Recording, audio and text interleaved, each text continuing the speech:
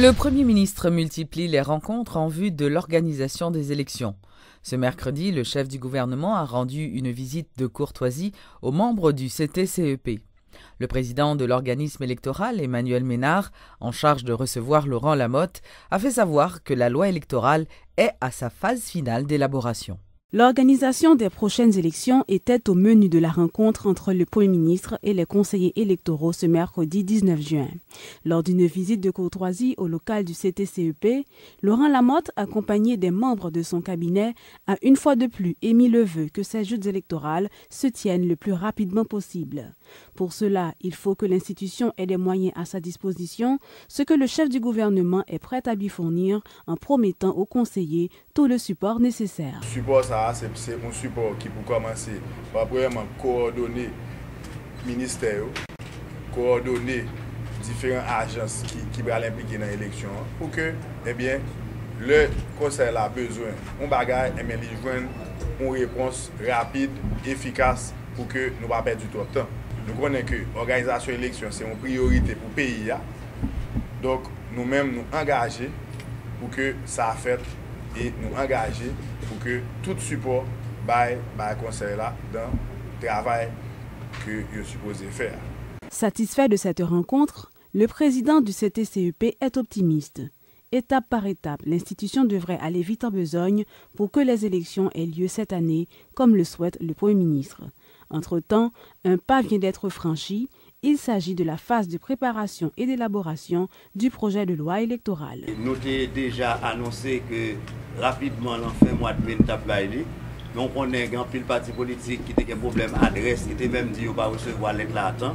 Donc nous sommes obligés, sur demande, de prolonger des délais pour être capable de nos recommandations. C'est ça que fait jusqu'à présent, nous attendons que nous jouions l'opinion tout le monde, tout secteur de la vie nationale là, pour nous être capables de mettre toutes propositions et toutes suggestions sous table là, dans le travail, élaboration de loi ça. Certes, cette proposition est pratiquement achevée. Reste maintenant à la transmettre au Parlement pour qu'elle y soit votée. Il est possible que le premier tour des élections se tienne en décembre. Il faudrait également solutionner les problèmes logistiques auxquels le CTCEP est confronté. La décision du gouvernement haïtien d'interdire l'importation de poulets et d'œufs dominicains dans le pays est maintenue jusqu'à nouvel ordre, c'est ce qu'a révélé le ministre haïtien du Commerce Wilson Lallo. Il a dénoncé la mauvaise presse qui se fait autour de la décision du gouvernement d'interdire l'importation dans le pays de poulets et d'œufs en provenance de la République voisine. Il a précisé que la viande, qui respecte les directives gouvernementales, les normes sanitaires et douanières, est autorisée à entrer dans le pays. Nous connaissons que question de ça qu'on a mangé, c'est pour question banale que lié.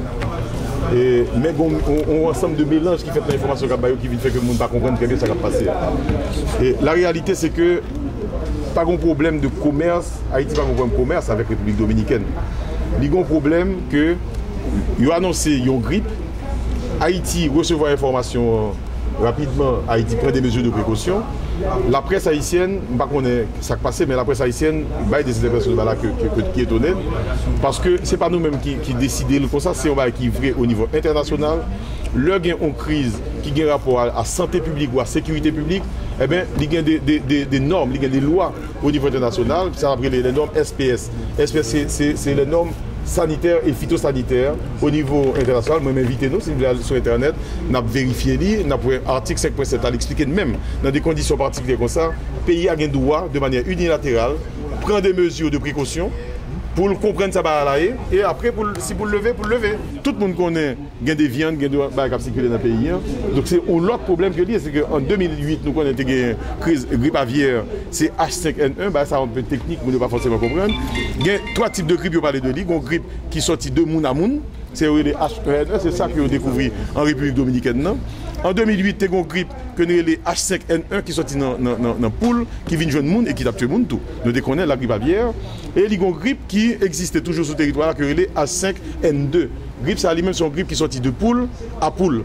mais son grippe qui est très versatile, lui-même, il cap muté pour passer en H5N1. Nous lever mesure sous viande et l'autre type de viande qui pas viande poulet et qui pas œufs. Et ça, nous lever mesure ça, et c'est ça nous déjoignons comme accord avec collègues dominicains. Nous dit l'autre produit que nous connaissons qui est indemne de contamination, pas d'interdiction sur eux.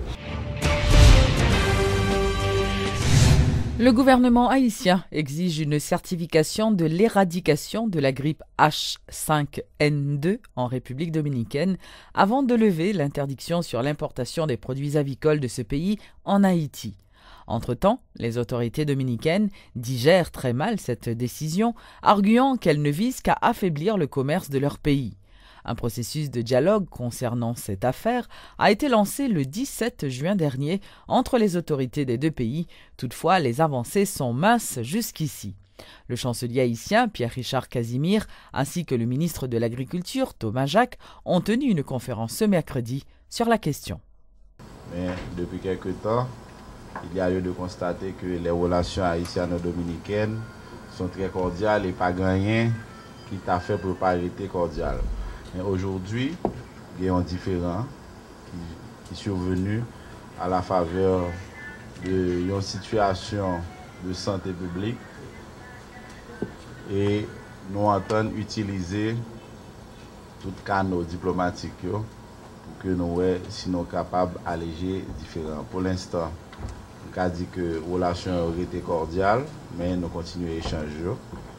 Et n'espérer que dans le fin exercice, nous avons arrivé à une solution qui est acceptable pour les deux parties et dans l'intérêt de la population haïtienne et la population dominicaine.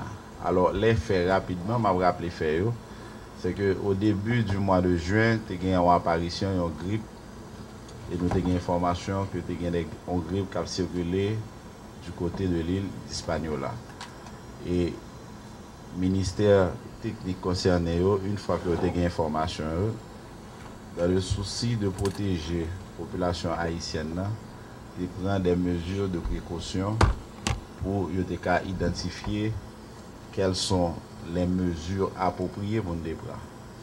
Voilà pourquoi l'information, première information, a laissé quoi que il y a des restrictions pour nous prendre et le ministère concerné te prendre.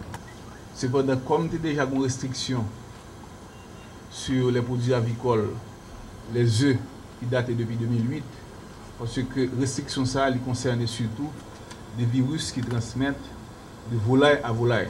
Dans ce sens ça, et comme tu as gagné une épidémie dominicaine dans les années 2008 qui a affecté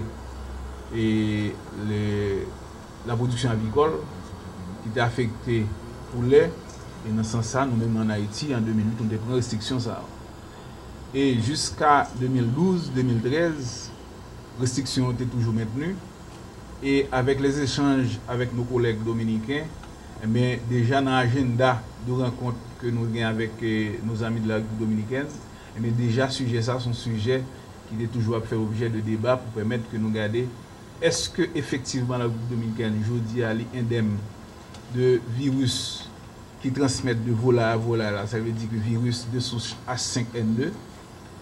Et bien c'est dans ce sens ça que nous-mêmes au niveau Haïti, puisque nous ne pouvons jamais réponse que la République dominicaine est indemne de virus ça, et bien nous avons toujours maintenu position ça pour que nous interdit l'importation de œufs, de poulets congelés de la République dominicaine vers Haïti. Nous-mêmes, nous dit qu'il faut que nous fassions appel à une assistance technique d'un organisme international qui est capable de certifier les entreprises dominicaines qui produisent les œufs et les poules pour permettre que nous soyons sûrs que la production dominicaine n'est pas indemne de virus H5N2. Et c'est la seule condition qui est capable de permettre que nous avons levé une interdiction dans ce sens-là. Le porte-parole adjoint de la PNH a annoncé ce mercredi l'arrestation suivie d'extradition aux États-Unis d'un policier, agent 4, répondant au nom d'Holger François. Selon Gary Desrosiers, ce dernier faisait l'objet d'un mandat d'arrêt international pour son implication présumée dans le trafic illicite de drogue. Alors qu'il présentait le bilan partiel des opérations menées par la PNH, M. Desrosiers a fait remarquer que 57 autres personnes ont été également arrêtées pour la période allant du 1er au 15 juin. Automatiquement, au niveau commandement, au niveau inspection générale, nous identifions un mauvais élément qui empêchait le système, empêchait la police de faire travailler, la police tout simplement a épinglé et conduit vers la justice. Alors, le policier ça il était impliqué dans plusieurs cas de trafic illicite de stupéfiants. La police a une information sur lui, il y a plusieurs tentatives justement qui étaient faites pour que vous procédez à l'arrestation policière, mais il était toujours en cavale. Mais il prend hier, et dans Pétionville, il était à bon machine, côté que pour le moment, en route pour les aller aux États-Unis. Généralement, l'homme policier, victime ou bien impliqué, nous connaissons qui mal fait au niveau institution et société. Mais toute société, tout comme toute famille, il y a de bons éléments, il y a de mauvais éléments. Alors, mauvais éléments, nous identifions parce qu'au niveau déontologie PNH là, là nous croisons mauvais éléments, mais nous disons bien qui ça pour nous faire. Alors, c'est pour nous dire que la majorité policière, basant même en pile policier et vraiment majorité, il y a fait un travail vraiment professionnel. Mais malheureusement, il y a quelques là-dedans qui décident lui-même faire travail par lui. Alors, il faut une différence entre la police, qui est institution, également policiers, tout qui sont monde même tout le monde, qui ont des défauts, qui ont qualité. Mais au niveau commandement, au niveau inspection générale, il ne faut pas tolérer ce type de comportement et policiers, deux, trois peut-être capables d'afficher, soit au niveau kidnapping, soit au niveau drogue, et soit au niveau de vol à main armée, ne pas tolérer ce type de comportement. Ça. Les responsables du service maritime et de navigation d'Haïti, Semana, ont procédé ce mercredi à la distribution de gilets de sauvetage et de fumigènes aux associations et aux propriétaires de bateaux au niveau de l'île de la Gonâve. Selon Frérel Normil, directeur du service maritime d'Haïti, cette distribution s'inscrit dans le cadre du renforcement de la sécurité maritime. Pendant mandat président, pour que tout le monde qui Semana, qui à travers Semana, il y a un minimum de services parce qu'on connaît tellement de problèmes dans le pays, nous ne pouvons pas faire tout bagaille en seul coup. Pas assez de moyens financiers, mais avec le peu de moyens que le gouvernement central a mis à la disposition de Semana, nous voulons que la population gonavienne à tout l'autre côté que nous sommes obligés de prendre la mer pour aller de un point à l'autre point pour sentir que un minimum de services que l'État a par rapport avec la façon bagaille a fait autrefois. Vous connaissez la saison cyclonique là, elle commence à partir du 1er juin, tout le monde qui l'attend pris pas monter un bateau. On capitaine, on marée sans le papa nous ça mettre sous nous parce qu'il faut nous protéger vie par nous tout. Parce que capitaine dans ces business là fait l'État pas deux pour ça bali. Avant même on a construit bateau, faut le connaître, faut le besoin gilet pour le bail et monde cap monter parce que même sous bail bateau à 10 gouttes c'est pour obéir et bien faut pas faire cobon faut mourir des cobons. La sélection nationale n'est pas seule. Désormais, les autorités veulent prendre leurs responsabilités. C'est la déclaration de Magali Racine, la ministre de la Jeunesse, des Sports et de l'Action civique. Elle a tenu ses propos mardi soir lors d'un cocktail de remerciements organisé en l'honneur des grenadiers à l'hôtel Oasis.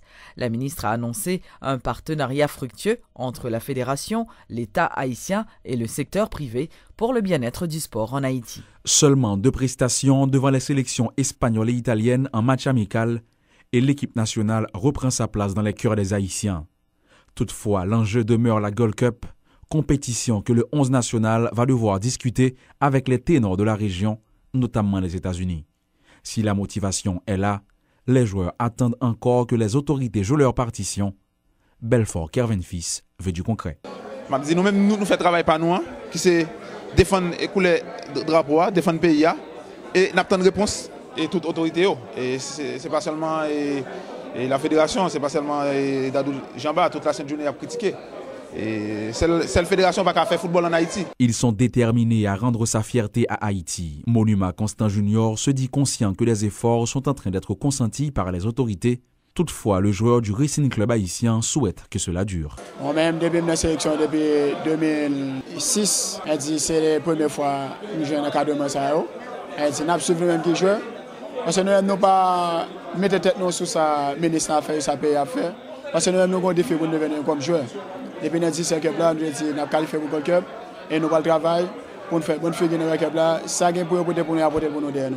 Le sport fait face à de sérieux problèmes en Haïti et on le sait. Mais quand la ministre de la Jeunesse, des Sports et de l'Action civique prend l'engagement de redresser la situation, il y a de l'espoir. Pour la Gold Cup, des dispositions sont déjà prises et devraient apporter fruit, faisant foi au dire de Magali Racine. Du fait que fédération mettait avec ministère, là, avec société civile là, souvlé, et football là, ça veut dire que ouais, bah, différemment.